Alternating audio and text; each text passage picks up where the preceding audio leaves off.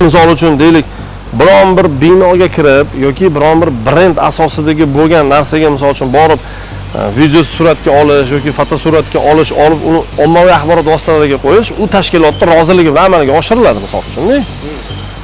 Lekin ko'cha-kuyni tasvirga olish misol uchun video qilish, boshqa narsa qilish unga biron bir kimdir ruxsati shart emas. Bu yerda kimdir reklamasi yoki kimdir bir brendi ketmayapti-ku bu narsaga. Oddiy jamoat joyida turgan holatingiz bo'yicha misol uchun video syomka qiladigan bo'lsangiz, uning uchun javobgarlik yo'q-da. Yoki uning uchun qanaqa bir to'lov yo'q.